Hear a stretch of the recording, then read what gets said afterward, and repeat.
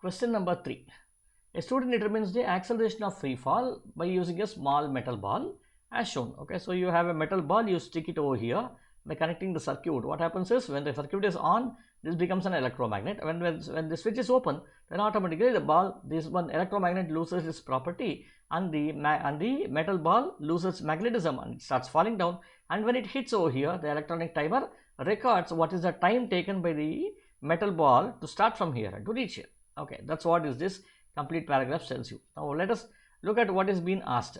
So how do you calculate this one? Here you can calculate the acceleration due to gravity. What statement about errors in the experiment is correct? The random errors can be reduced by adding the diameter of the ball to the distance PQ. How do you reduce a random error? You can reduce a random error by doing multiple trials. So definitely you cannot do it like this. So this is incorrect. Random error can be reduced by subtracting the diameter. No. So here it was adding, here it is subtracting. So this is also incorrect. Then systematic error can be reduced by adding the diameter of the ball to the distance PQ. Now what's happening? You are measuring this distance over here. Okay.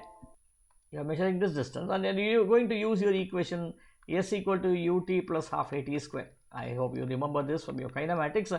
And u is equal to 0 here, and this should be half at square, and then you are going to find the value of a, which should now be equal to 2s by t square. That's what you're going to do. What is this s here? S is nothing but this distance. But while you measure, what do you measure actually? You measure starting from this point to this point. But actually, the ball is not a point object. Okay, it has some diameter.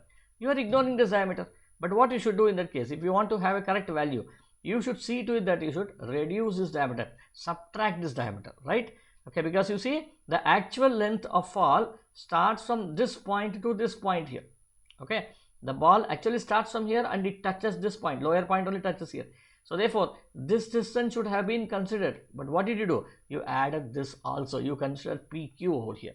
So every trial will have this extra distance over here. Let me write, this is R. Every trial will have this PR, which is nothing but the diameter of the ball added to the actual value of the distance, right? So this will introduce a systematic error. To reduce the systematic error, what you should do? You should subtract the diameter over here.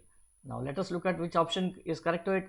The systematic error can be reduced by adding the diameter. No, adding you are not doing it, by subtracting the diameter. So D is the right answer.